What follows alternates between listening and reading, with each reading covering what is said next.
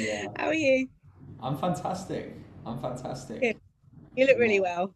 So do you. So do you. Thank I've been posting your testimonial a fair bit recently, and Oh, it always gets an amazing response. It always gets amazing feedback. oh, thank you. Yeah. Why don't we just dive into the overall picture here? Like, why don't you tell me about your story? So I spent the best part of 20 odd years yo-yo dieting, basically, never quite finding a happy balance, trying every diet that was sort of the phase at that or the fad at that particular time, from your Weight Watchers and Slimming World to I tried Atkins at one point and keto. Yeah, there's nothing was quite working. Um, and then last year, when I contacted you, I was literally at my wit's end. I was at the heaviest I'd been, well, ever without being pregnant. Um, and I just sort of went, right, do I go on to Manjaro or ask Alex for help? And I'm so glad I went to Alex for help. Yeah, the rest is history. It was great how you didn't just like throw everything at me in one go. It was kind of like really small steps. And as as I was learning to listen to my body, you were helping me make the right choices as well. So if I had questions and I'd be like, look, I'm thinking and feeling this, what do you think that could be? It was great to have the feedback as well. Um, and not just the accountability from you, but the guidance in the right way. Because a lot of these sort of online coaches, I've used an online coach before, and I'm sure that although they say everything's personalized, it is still just from a sheet, a book. Let's throw this at that person, and you don't really have a human behind the camera or the phone, whatever. So it was really nice to get that. Yeah, and you're still helping, which is great. So yeah, I'm a changed person in the food world, and people look at me now and they go, "Oh my god, you're just having that? Like, where's the rest of your food?" Like, that is my food. That's all I want. That's all I need. I'm healthy. I've been doing what I feel is the forever thing for a good couple of months now, and it's just naturally happened, which is even better. That I'm listening to my body, and yeah, that's it. You're just listening to your body and doing what it wants. Eat meat. Yeah. Right. Yeah, it's that simple. So, Yeah.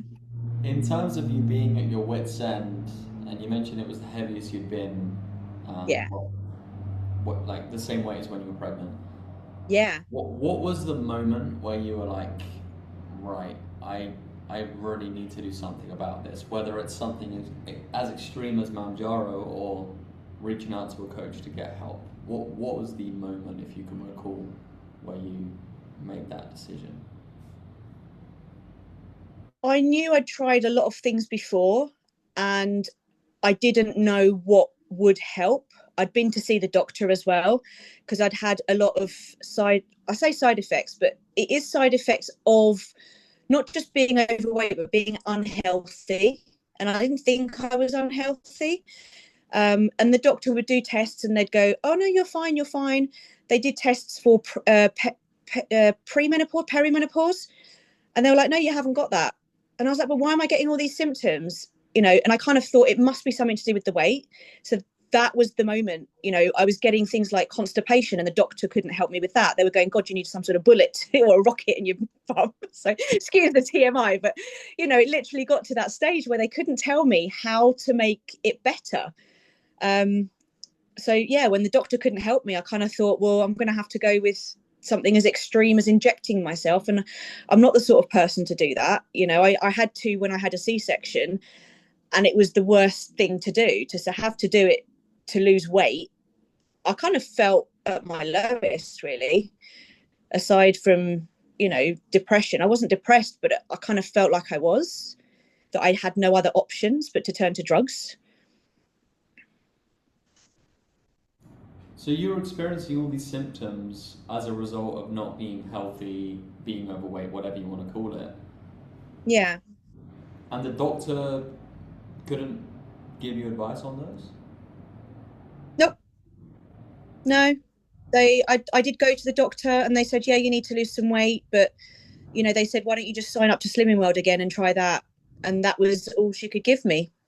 So Why did because Slimming World work? I wasn't at the extreme where, because I think you can get things like Manjaro if you hit certain criteria, like you've got certain illnesses because of the weight. So although I was technically morbidly obese in accordance with the BMI, I wasn't ever heavy enough or sick enough to get enough help from the NHS. How do you feel about Let down, really let down. You'd think that, you wouldn't have to go as far as making yourself that sick, actually getting diabetes. I wanted to stop the not so much prevention, but just not get as far as developing diabetes and then having the issues of having to deal with the disease as well. And it's almost like the NHS was saying to you, you need to be that sick for us to help you. And that's the sad reality. That is very sad. So in terms of the weight loss then, how does the approach you've done with myself compare to your previous attempts, Slimming World, Atkins, these other diets that you followed in the past? How does the approach I've got you doing differ to the world's most common approaches?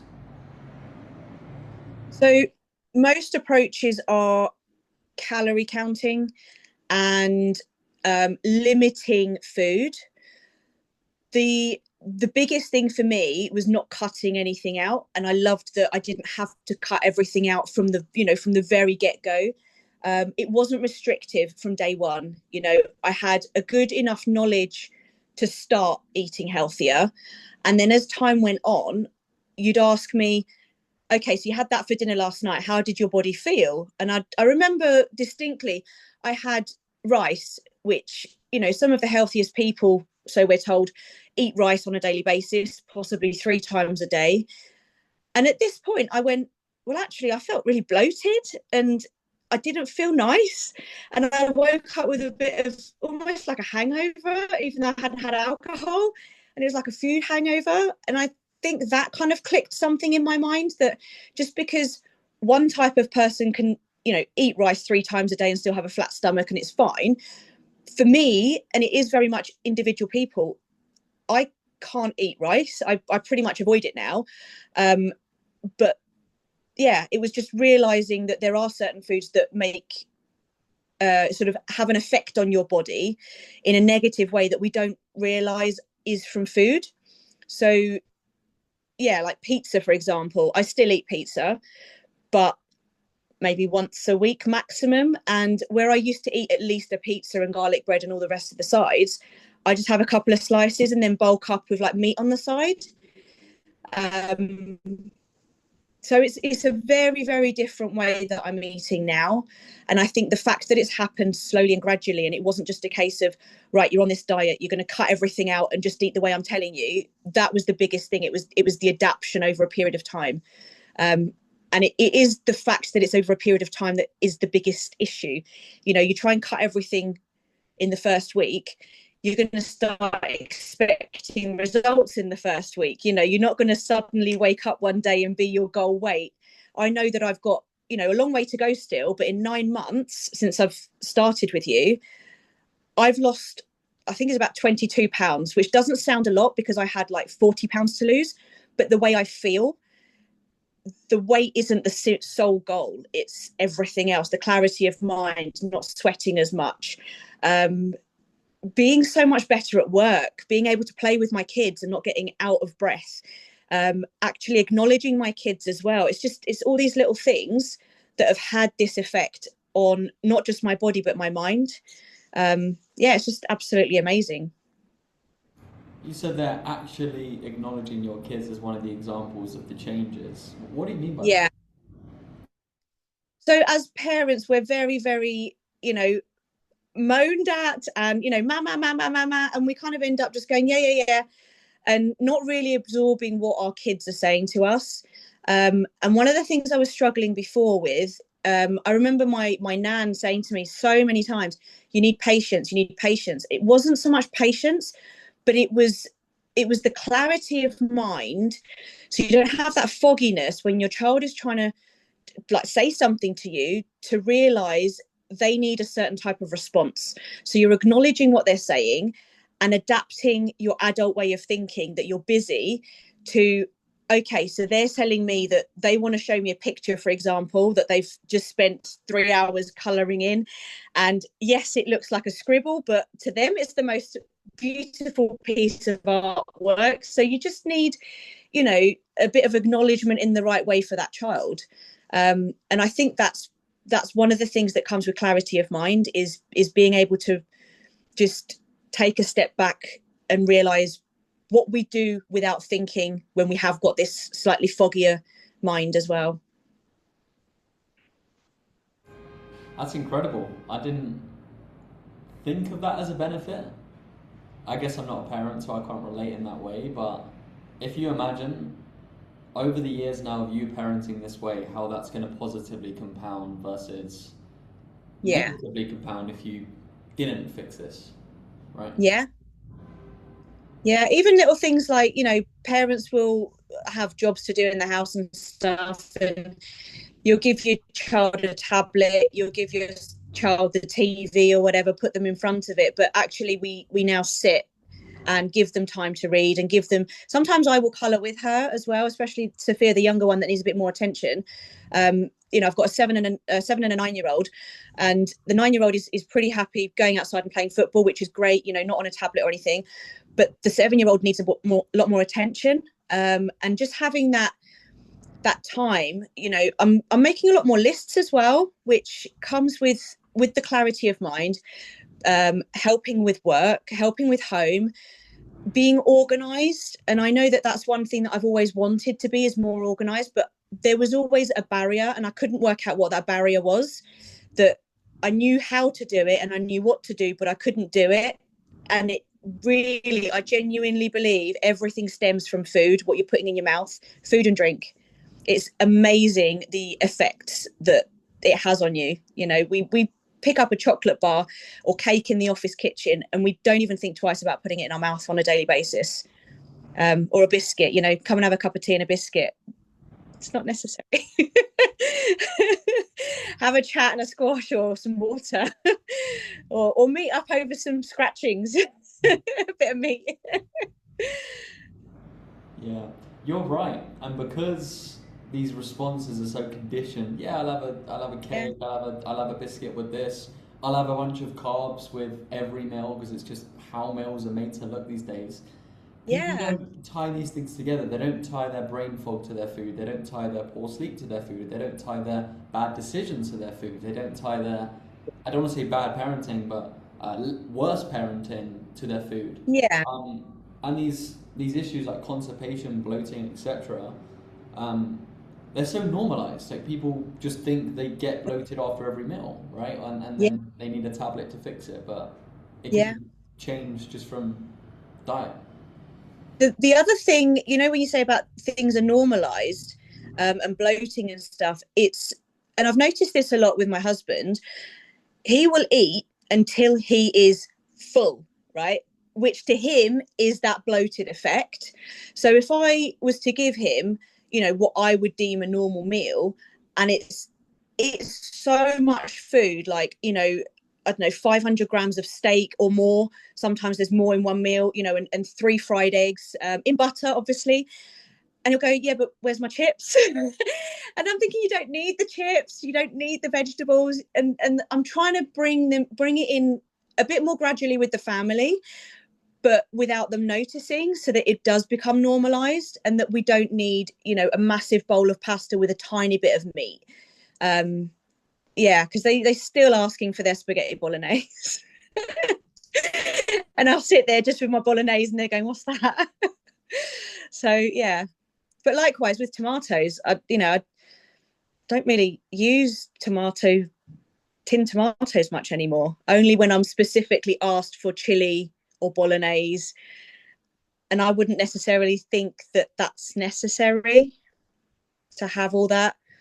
So my favorite thing is a nice bit of fatty meat with a load of salt and an egg on the side so I can dip my meat into it. Don't need anything else. Don't need garlic. Don't need, I was going on to chimichurri at one stage, which has got all the olive oil and the herbs. Don't need it. Don't need to fret about, oh my God, 5 fruit and veg a day, which I know I've done before. I even went through the stage of going, I need to fit 7 in. Oh my God, I've not got enough calories. Don't need it. Yeah, when you cut out everything and just go back to the bare bones, you realize how much we consume is actually pointless and how much of what we consume is actually revolting as well. Like if I was Yeah. eating garlic now, I'd be like, and I used to Mm. put it all over my food. I want to give you just a quick side I note with chili. what's that? So I find that with chilies, I used to put chili in everything.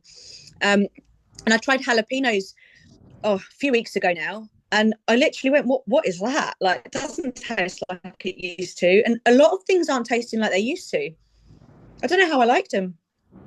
Yeah, they're just how I see it. You're fully healed, your body's working perfectly, and the defense mechanisms are kicking in. Like Mm. you're putting it on your tongue, and that's essentially the first line of defense as to whether you should or shouldn't eat something. And just like an animal in the wild would make a decision about food, Yeah. yes, visually first, then it's smell. If it passes those 2 tests, it's taste. If it tastes bad, they'll spit it out. For whatever reason, Mm. we don't adopt that same principle. We think we should outsource our decisions as to whether something's good or bad for us. Um, Yeah. but because of how you're eating now and because of how everything's working in the body, it's going to give you those signals. And you can just use that. Mm. You don't need no external organizations to tell you what to eat. You don't need any dietitian. You just need you, yourself, and I. And, well, how can it make sense any other way, right? Your body wants to keep you alive. Yeah, I agree. 100%. Cool. Um, okay. So we touched on the different foods that can create bloating, and it wasn't until you'd sort of take a note of what you were eating, then apply feedback. Oh, this caused a bit of bloating. Maybe I should try taking it out and seeing how that differs. Mm. Are there any foods that you consume that don't cause these effects? Because I'm sure a lot of people are used to just that bloated feeling every meal. What foods have you experienced that don't do that to you? What I would deem um, a normal meal, which is pretty much meat, eggs, fat. Um, I mean, if I do decide I really fancy a bit of avocado, which now and then I do, but not very often, because sometimes I find that they do still taste a bit funny. But that sort of thing wouldn't really affect me, if I have a bit of broccoli on the odd occasion. But the best foods I find is any good fatty meat. My favourite, although I do hate the fact it's expensive when you have to buy for 4 people, is a decent ribeye steak. You can't go wrong with that. I mean, I get a 400 gram for myself, and then we always buy an extra one and then just chop that up between us. So depending on how hungry we are, I mean, I normally have at least another 100 grams out of that other one. So yeah, I love eggs in any which way. One of my favorite things is to have scrambled eggs or fried eggs. But I've recently found poaching eggs in butter is really nice. And it's a really unusual flavor, but it's so rich and tasty. Bit of salt. And then I have that with some cheese. And that I would class as like a light meal for me, or I'm in a rush meal, because you can just grab some eggs, take them to work. You can shove them in the microwave if you really want to. If I don't have any cooked meat, then that's what I do. But on day to day, I will have meat for breakfast, meat for lunch, meat for dinner. That's the basis. And then obviously, you know, being part of a family, you have your treat days. Again, like I mentioned before, pizza. I think that's the only thing I really treat myself to, apart from, oh, my magnums. Don't forget my magnums. I have a magnum on a Friday and a magnum on a Saturday. But yeah, that's it. That's basically what I eat. You don't need to complicate it. You don't need variety. You don't need all this color. I remember years ago somebody saying, eat the rainbow. Don't eat just beige food. And sometimes I look at my plate and it does look pretty beige, especially if you're eating chicken, which is a pretty beige color. Then you've got your eggs, which is a pretty yellowy, whitey, beigey. Don't need anything else. You don't need color. Color a picture. How do you know that you don't need anything else? Like what gives you the authority to say that? So over the years, I've done a lot of research on good food, what's actually good for you and what you need. And so one of the things that a lot of diets have said is the carbs, you know, cut out carbs, etc., etc. It's because it's an unnecessary fuel that essentially, if you don't burn it off, your body will just turn it to fat. So with that in mind, I looked at what are vegetables giving to you. And again, obsessing with the 5 a day. Vegetables don't actually give you that much of the nutrient they're saying they've got in them. And then I looked at eggs and meat and the fats. And eggs have got every nutrient in them apart from iron. But then the meat that I'm eating, especially red meat, will have the iron, plus a load of other goodness, you know, vitamin B12 and so much stuff. And in the fat as well. And one of the things I've realised, which my mum has had an issue with, who has cut out fats and carbs for many, many years on all these different diets, carpal tunnel, tarsal tunnel, joint problems. I started having joint problems as well. And I'm literally just hitting 40. And I kind of thought to myself a couple of months ago, why? You know, why am I starting to have joint problems? So I looked into what is it that I'm deficient in? And it's something that the doctors won't look into. You know, they'll check your iron, they'll check these vitamins. It was basically the fat in the meat, in the bone, in the broth. So I've been having oxtail broth every morning. It's got glucosamine in it, you know, and it's really good for your joints. So yeah, just based on the fact that I know what I'm consuming has got what my body needs, and I'm listening to my body if I do find there's an issue, and trying to fix it with food. So I feel like I'm as qualified as anyone, because ultimately doctors do research, you know, and that's all anybody can do. Yeah, I guess when you've got a blank canvas of what you're eating because it's so clean, if you're having any problems, you're able to quickly decide, okay, this is what I'm currently getting, this is what I need to change to feel a bit better. Whereas if you're on a typical diet and you're eating all these different things and there's no consistency and you're saying yes to the cake that you forget you said yes to, and you're putting all these toxins in your body as well, just very unnatural way of living. Vegetables have toxins, carbohydrates have pesticides, all this stuff, right? It's very hard to actually diagnose what the problem is and get things going. Whereas you're working with a blank canvas, there's a small red dot there. I mean, you're able to quickly decide, okay, cool, my body probably needs a little bit more of this. Boom, make the change. I got a question for you. Yeah. Off the eating you described, right? You're eating fatty meat, okay? Your favorite food is ribeye with loads of fat, and you're having eggs and all this cholesterol and all this fatty food. Let's say Nikki 5 years ago, who was struggling on her weight loss journey, if you told her now that, Nikki, this is what you need to do. You need to eat more fat. You need to eat all this red meat, all these calories, cheese. How would she react if you say, Nikki, you need to eat this to lose weight? Probably in the way that I've been taught to react.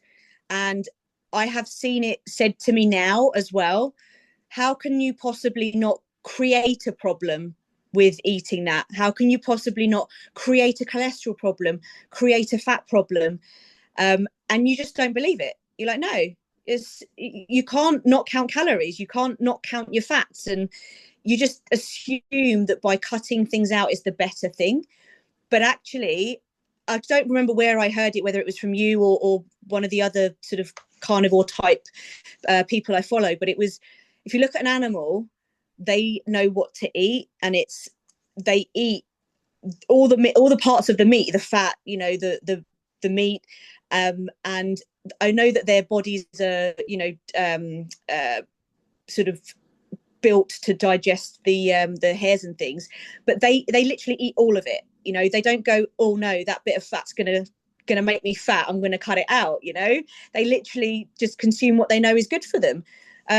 Whereas, like you say, humans, we've just taught ourselves and believed society or the government, that have produced all these diet products. I mean, even now, I'm seeing all these protein things in the supermarket and I'm going, oh, that looks interesting, but let's just see how much protein's in it.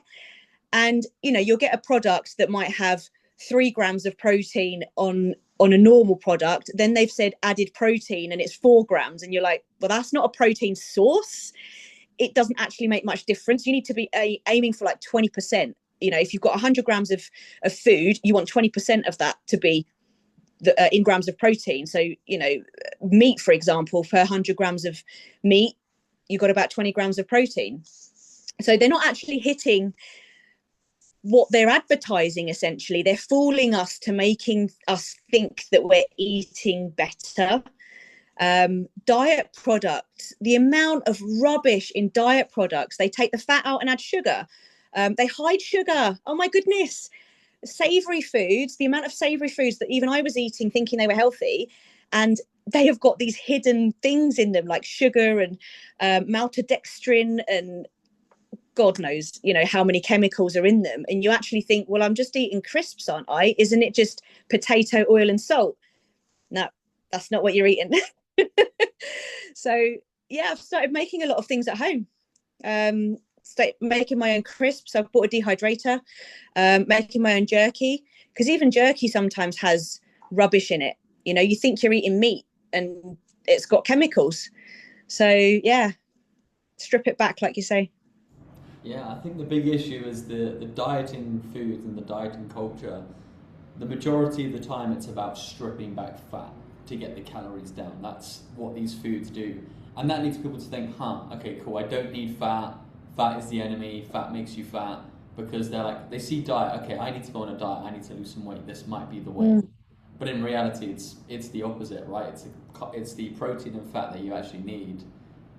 Because that's what fills you up, that's what tastes good, that's what lights up our senses, that's what gives us the essential stuff we need. You might lose some weight by having the diet products, having your calories lowered, but I mean, 25 years trying to do that, right? It doesn't work. You rebound. 100%, I agree with it. And people question the amount I eat as well. Because like you say, if it's a good piece of fatty meat, sometimes I just grab some leftover meat from the night before and people look at me and go, well, that's not enough food. But actually, I'm getting what my body needs and I'm not hungry till dinner, 5-6 hours later. That's when my body goes, actually, yeah, I could do with a bit more food now. I don't get hungry. Whereas when I was eating these diet products, a couple of hours later, oh my God, a salad. That's one thing I realized recently as well. We go to, out for dinner, for example, and you go for a chicken salad and it might have 20-30 grams of chicken, but the bulk of it, you're paying 15-20 quid for a bit of lettuce, which is made of water. Half an hour later, it's digested. You're hungry and you've had a little bit of chicken breast, which hasn't got any fat on it. You've had the dressing, which you think is good, but it's not, because if it's low fat, it's chemicals. If it's, high fat, it's not necessarily from the right sources. It could be vegetable fats and things. So we really don't know what we're putting in our body when we go out and buy what other people are making us. We need to make our own food. Start from scratch. Yeah, okay. So a super common piece of advice by online coaches like myself is to volume eat. You must have seen volume eating. They say when you're trying to lose fat, the goal isn't eat less food, it's eat as much food as possible while staying in a deficit, right? Yeah. What do you have to say about volume eating as a solution that is so preached by qualified personal trainers like myself? Obviously, I don't preach that, but that is the bulk of the advice if you scroll through Instagram. So, what do you think Yeah. about volume eating as a method to help you lose weight? I've done volume eating before, and yeah, sure, at the time you're doing it and you're going, oh my God, I can eat all this food, but it might look like a lot, but it's not actually satiating you long term. You know, it might for half an hour after your meal.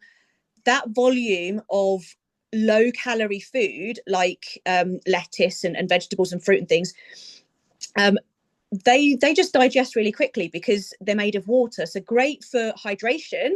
I mean, I do eat watermelon, you know, and things like that, which is great if I wake up in the morning, I'm really thirsty, but it's not a positive now. How I, sorry, how I understand eating now, it's not a positive because you think you're volume eating to be fuller for longer, but you're actually not. It's having a negative effect, if that makes sense. It's having the reverse effect than what you want it to have because you're focusing on the calorie content and then the appearance of a lot of food. Whereas if you have the higher fat quality food, you might not look like you're eating as much, but you end up not eating as much and staying fuller for longer. So I know if I have 100 grams of meat and half an hour later I really want another 100 grams of meat, I'll go and eat 100 grams of meat again because it doesn't matter on the calorie content. You know, you're going by listening to your body. But I can guarantee you, I've got into a routine now where I it's not measured as such, but I have my certain Tupperwares for my breakfast, my lunch, and my dinner, and I have the same thing pretty much every day. So I know that that amount of food is going to satiate me till I need to eat next. And sometimes I completely forget to eat lunch, if I'm honest with you. I have my oxtail broth, which is, you know, a decent piece of oxtail with like all the fat on it, and then all the broth that I've made myself. It's literally just got a bit of salt in it, water, and that can keep me going till dinner sometimes, at least 5:30, 6 o'clock, if not later. And if I do get peckish during the day, I always have boiled eggs with me. I always have a bit of jerky that I've made at home or some scratching, something like that. Or yeah, it's called pork scratching, sort of the front top of the pork. I can't think of the word now, but yeah, you know what I'm saying.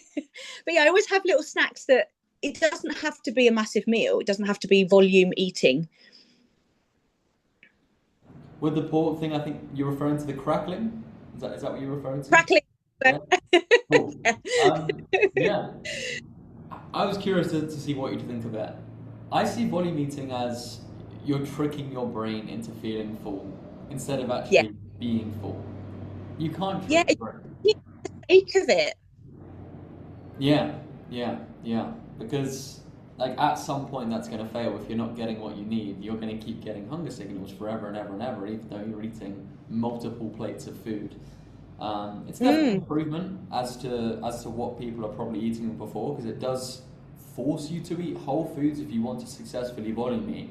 But then you're right, you're just getting a bunch of lettuce leaves and a bunch of these essentially fat-free items, and your body needs fat, so it's just going to keep asking Yeah. for it. I've got an interesting question for you here. As someone who's embarked on a health journey very successfully, what do you think about labeling foods as good and bad for us?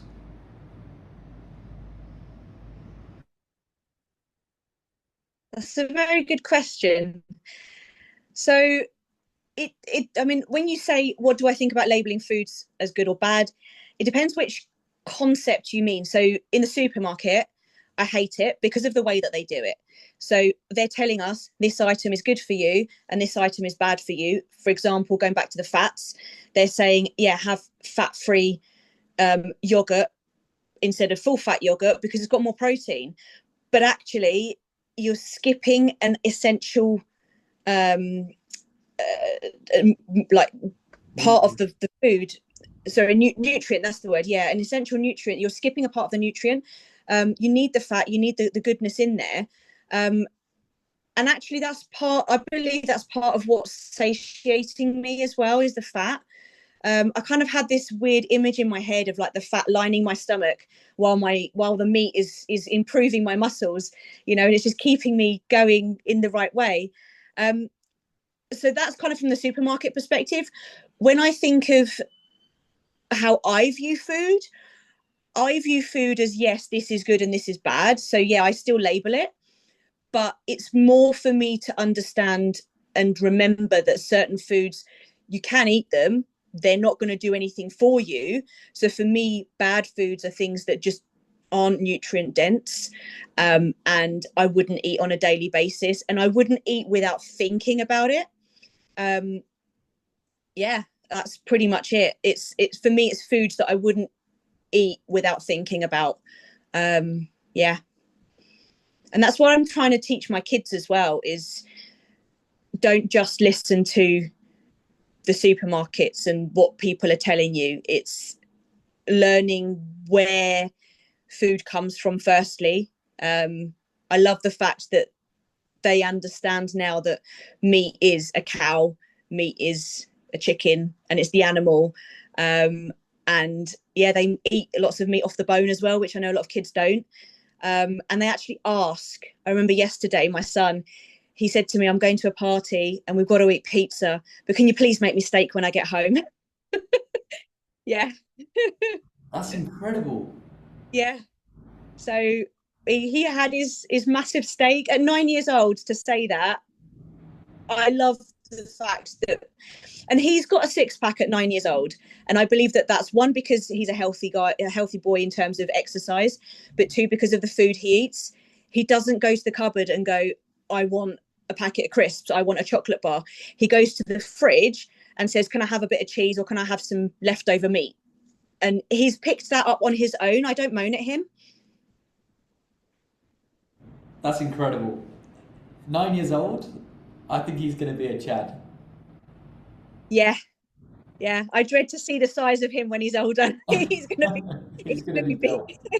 Yeah. No, it's interesting the way you reference the supermarkets. One thing I always think of is, saturated fat is labeled as bad, animal fat, right?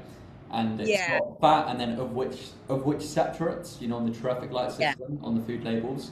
And whenever it's like dense in fat, it's got this bright red color of like, that is danger, that is terrible. So, um, yeah, I mean, we think the absolute opposite. We think saturated fat is great and we need more of it. So, yeah, it's definitely interesting. But what I was really curious about in terms of you answering that question was, again, a lot of PTs saying you should never label food good, label food as good and bad, because it can cause eating disorders. It can lead people to feel very guilty if they're an emotional eater. But I was just curious to know how But you strike that balance in isn't your head. in the first place an eating disorder in itself? Yes, we all want to prevent, um, uh, bulimia and anorexia and all of that sort of stuff. They're completely different types of eating disorders. But essentially, I feel like I had an eating disorder because I was obsessing with this is good and that is bad, but in the wrong way, trying to cut out things that supermarkets are telling me I should be cutting out. And in effect, it was causing a bigger problem. So I feel like I had an eating disorder, although it wasn't labeled by the doctors. So yeah, but also going back onto the saturated fats thing you mentioned, there's an interesting thing that it's a bit of a debate in my family at the moment. Of There's one person that will avoid saturated fats because they've got high cholesterol issues, which is an actual genetic disease. And I don't know enough about how we're now eating because I haven't got that gene, that hormone. What's your opinion on that? I'd like to know. I think that's quite a big question that's probably going to be out there, in the fact that you and I are sort of saying, but eat it, and they're going, no, but it's going to kill me. Yeah, So yeah. that's a great question. I'm going to need to yap for about 2 to 3 minutes here to get a full explanation to you, because cholesterol is it's quite a deep topic. Okay, right. Yeah. So high cholesterol in isolation, it's not a problem. but in the wrong environment, it can be a problem. So for context, cholesterol, essentially, you've got LDL and HDL, they're the two types, and they're called lipoproteins, and they just transfer nutrients all around the body. Okay, they go through our arteries, and they build hormones, and it's very important to have cholesterol circulating around the body. We're made of cholesterol. All of our cells, our skin, our hair, our eyes, it requires cholesterol. So it is important to have this running through our body. You definitely don't want low cholesterol. That's a big problem. Now, when cholesterol can become problematic is if there's a lot of inflammation in the body. Now, what inflammation can do is it can cause scar tissue to be built up in our arteries, which can start to create some kind of blockages. Now, the scar tissue is the atherosclerosis is what it's called. It's the thickening of the arteries. You know, the hole kind of closing up. We're often told that that's fat. It's not. It's largely fibrous scar tissue, which is caused from large amounts of inflammation. Anyway, when the arteries start to close up, all this cholesterol, you know, builds up and it creates blockages, right? And that can be problematic. That can be what causes heart attacks or strokes if it's like the arteries around the brain, etc. So here's the thing. Having more cholesterol in the arteries can increase the likelihood for a blockage to occur because there's essentially more traffic. But in isolation, having that extra traffic wouldn't be problematic if the roads were running fine. Without the presence of inflammation, having elevated cholesterol is actually beneficial because you've got this extra cholesterol, your cells are repairing more quickly, you're going to function more optimally. It's only in the presence of high inflammation where having the extra cars on the road is problematic. It's like, you can think of it as, okay, I'm looking at a forest right now over there, okay? The amount of cholesterol is the trees in the forest. I'm adding more cholesterol in by placing more trees in the forest, right? Now, if I was to go and light a tree on fire, there's going to be a big forest fire. The fire would be worse if there were more trees. But can we blame the trees for the fire? No. It's the inflammation which is lighting the tree in the first place. And a lot of things cause inflammation. A lot of things cause inflammation. You got unnatural foods, seed oils, not exercising, not getting enough sunlight, not sleeping enough, high stress. Stuff that we just know is bad for us, that's what causes the inflammation. But if you're eating exactly how you're eating, you're going to find, because you're eating a lot of fat, your cholesterol is going to be super high. But that's only bad if you have the inflammation as well. So cholesterol is blamed, it's present at the scene of the crime, but they've got the wrong victim. The victim is the inflammation. Does that make sense? It does. You actually mentioned about the food causing the inflammation as well, and that's something I've learned recently, is that the good foods that we're now eating, they actually reduce the inflammation. So that makes complete sense to me. That yes, if that is, you know, the issue, then yeah, it's already there. So what about with regards to the sort of hormone, the natural no, my brain's just answered the question. Don't worry. Sorry. My brain's just answered it. So if it's already there, you've already said about you have the path, don't you? So you're not blaming, if you haven't got the inflammation, it's not going to be an issue. Yeah, so you shouldn't worry about it. Exactly. If the inflammation is low, the cholesterol is going to pass through the arteries completely fine. There's not going to be any problems. It's the inflammation itself which causes the arteries to start to clog up. Which then, let's say we're using a motorway analogy, and the motorway is running perfectly, and the cholesterol is the cars. Okay, you can add more cars to it, but if there's perfect order there, like our body is, if we eat and live correctly, there's no problem. It's only a problem when blockages start to occur. So let's say there's road works, and let's say there's random workmen and that's more likely to cause crashes, and the crashes cause the cars to bunch up together. It's when the cholesterol bumps together from the blockages from the inflammation that causes them to Yeah. become oxidized, which means they're rancid, and then the body comes to try and repair it, and it just causes a bunch of escalations from there, which I won't go into. But Yeah. the thesis is more cholesterol, good, without inflammation. More Yeah. cholesterol with inflammation, terrible. But inflammation on its own is also terrible.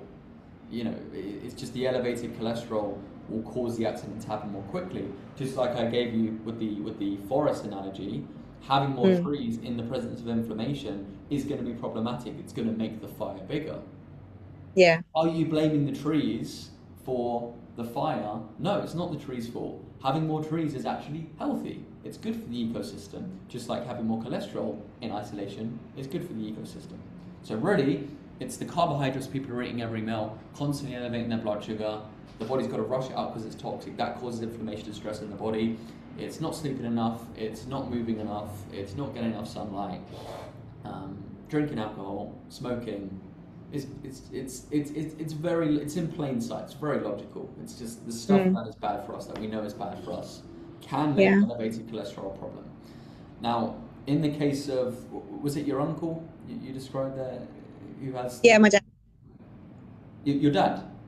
My dad. Yeah. Oh, okay, cool. Okay, um, okay, so he should just adopt this way of eating more than anyone. You know, if you can encourage him to do that, because the body heals itself. You know, you can reduce the inflammation by eating correctly, by moving a bit more, by getting more sunlight, by reducing stress, by sleeping better. Um, he might find his cholesterol does increase by eating this way, but what's more important for him right now? Is it getting his cholesterol down or getting his inflammation down? Information. Inflammation down. And you can't really get inflammation down without adding more cholesterol, because the right way of eating is going to increase your cholesterol. Another thing about cholesterol, which is complete Mm. bullshit, is every 10 years or so, they reduce the threshold of what's high cholesterol.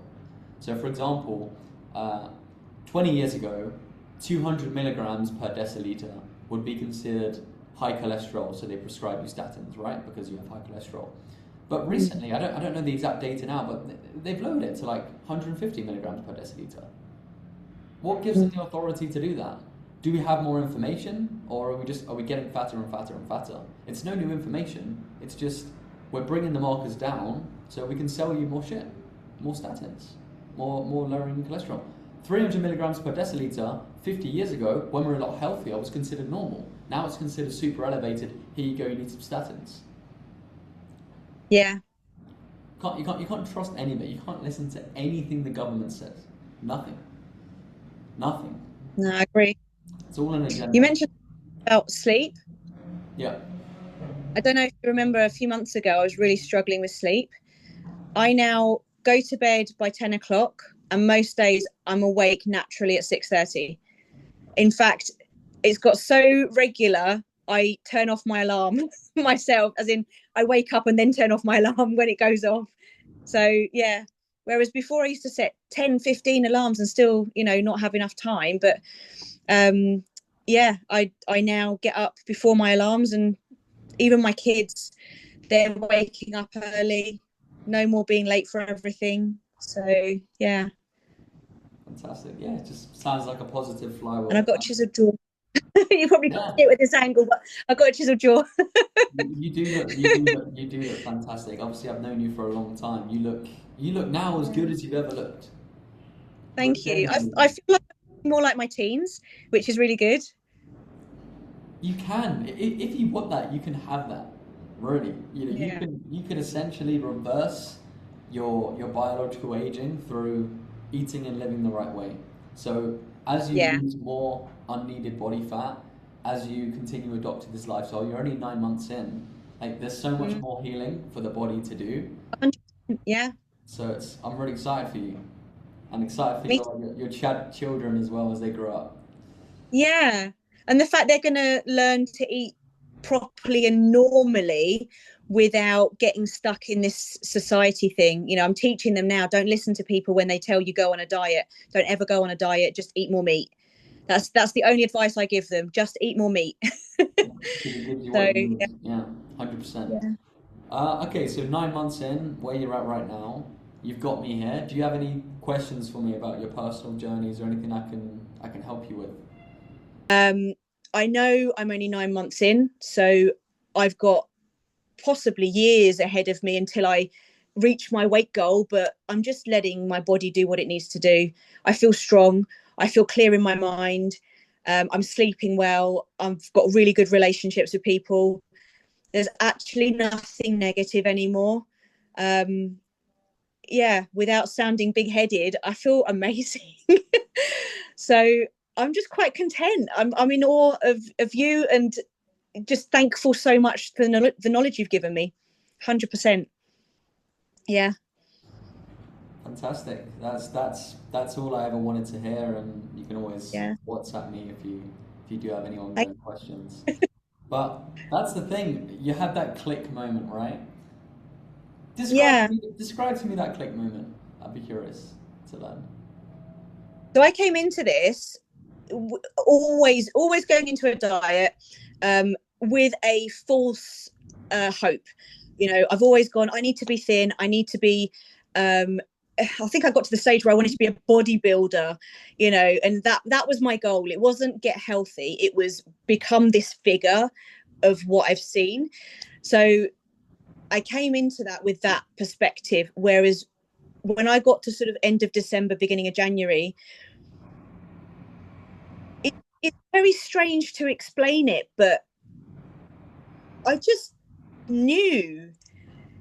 It's kind of like you just wake up one day and go, yeah, I'm happy eating meat. That's I enjoy the flavor, and I've never tasted meat. It sounds going to sound really weird. I've eaten the same meat, you know, my whole life. There's nothing I've never eaten. I've never tasted meat as much as I can taste meat now, and I'm talking about plain meat. I'm not talking about add garlic and stuff to it. I'm talking about beef. Yeah, do people actually know what this yummy stuff tastes like? And the fat, oh my god, the flavors that I'm getting out of the fat as well. um and yeah, like we've said, people have told you to cut it out, and there was one stage I didn't even like it in my life, and now I just can't get enough of it. A nice bit of crispy fat, or even when it's soft on beef in a steak, it's just absolutely yummy. So it's the only way to describe it is a click moment. You just wake up one day and know what to do. But you do make small changes, and I think it's the small changes that create that one massive click moment of you thinking, I'm there. I know what I need to do. My body is healing. And I know you've said to me there was a few stages you said, well, you're healing your body, and that's why you're feeling like this now. And I kind of didn't understand until I had that click moment of, God, now I'm noticing these big things like the clarity of mind and my job, you know, feeling like it's going better. And I kind of just understand my job better as well, which is really weird because I've been doing it for 12 years. So it's like, oh yeah, no, I know what I'm doing. Yeah. I think that click moment, the best way to describe it is your intuition taking over. I think that was the moment Yeah. internally you got rid of all the bullshit, all of the expectations, all of the paradigms that were put upon you, all the brainwashing. You cleared out all the fog and you're just like, oh my God, I know exactly what to eat. I know exactly how to live. My body's Yeah. on my side. It's not against me. My metabolism isn't tanking. I'm not doomed. I'm perfect. I can be perfectly healthy and happy. I just need to Yeah. make sure I'm putting the right inputs in. That's it. And like we said earlier about fixing little things I've noticed, like when I said about my joints, I would be so quick to waste money on fad supplements and powders and all sorts of things. And I've realized you don't need that. Just put the right thing into your body, and, you know, don't spend 30, 40, 50 quid on, you know, a couple of weeks supply of something. Just eat more of the better stuff and give it time, because there's one thing I noticed even when I was taking supplements, everyone was saying give your body 30 days of taking whatever it is to notice a difference. But if I'm 100% honest with you, I never noticed a difference with any of those supplements. But within 2 weeks of having oxtail broth for breakfast, I had no back pain anymore. And it wasn't clicking and crunching. It's almost like that gelatinous stuff had built back up. So 100% natural all the way. Yeah, fantastic. You just gave your body what it was missing, right? If if Yeah, I've got a client who's sick all the time and then they struggle with illness, I just say, well, you need bone marrow. Bone marrow is where white blood cells are made. You have probably a shortage of white blood cells. Supplement it with a real supplement. Eat fucking bone marrow. yeah, So you're just ingesting all of these white blood cells, and boom, like illness goes. Right? 100%. Yeah. Yeah. Just one more thing, because this is really funny when you said about how good food tastes, right? A big problem people have when dieting is they associate dieting with less flavor, right? They think it's got to be bland chicken breast, and I think it's because they're very conscious of getting the calories down. They think fat's bad for them. These are all the reasons why. But it's fantastic that you're in a position where you're losing weight plus you're enjoying food more than you ever have. I've got a client, Mm, Dave. He's down 10 kilos in 6 weeks. So his weight loss is happening quicker than yours, but you know the body will get rid of it when required. He's eating yeah. how you're eating, right? I've got him like taking the pasta away from the bolognese, just eating the mince, cooking in butter and getting the fattiest mince possible and putting loads of cheese on top, right? And he's like, Alex, like I'm losing weight and like this is the first time in the past 5 years that I've actually enjoyed the taste of this bolognese. Like he's like, I've been eating bolognese all these years because I know it's high protein and that's going to help me lose weight. But it's only now where I'm actually enjoying the flavor of it, and I'm losing weight, and I'm feeling better than possible. And this is Yeah. this is something that I don't think people could comprehend because they're so deeply ingrained in the idea that you have to have salads, you have to have lean stuff, you have to have low fat. Whereas when Mm. you eat this way with the high fat, high protein, it's you don't just have the benefit of losing weight and the mental clarity, but food is just tastes better than it ever has. I completely agree with that. All these diets and salads and things, the amount of ingredients I used to add, it needs flavor, it needs flavor. Because when you're focusing on reduced calories, you're not having the flavor from the fat. So you're going to go, well, I'll add this powder, that powder, that powder, that powder. And you end up putting all these different ingredients into your stuff to try and keep the calories down and the flavor up. But actually, it's not the party of flavors in your mouth like I used to think. Like I said earlier about chilies, I used to have, I remember making a chili con carne and going, yeah, but it's all about the levels of the chili. And then you have a party. It's not. Just taste the food. Forget about the chilies, forget about the garlic and everything else. The meat itself has got so many flavors, and in the fat, it. I'm terrible with words. I'm not the best person to describe it, but it is so flavorsome. Honestly, I think that's why I'm enjoying the food more as well. Because as my palate's changing and my body's becoming healthier, I am tasting this, and I swear to God, I've never tasted it before. Yeah, it's Eating the such, same. it's such a sign, in my opinion, that you're eating the correct way. If you're eating the wrong way and you're just eating bland stuff all the time and you're smothering it in calorie-free, sugar-free sauces, Yeah, you're essentially the reason why you're putting the sauce on it and all the seasonings is because you're masking the taste of something you don't like. yeah, And the reason you don't like it is your body telling you this hasn't got what I need. All of a sudden you flip it and you do have the high fat stuff.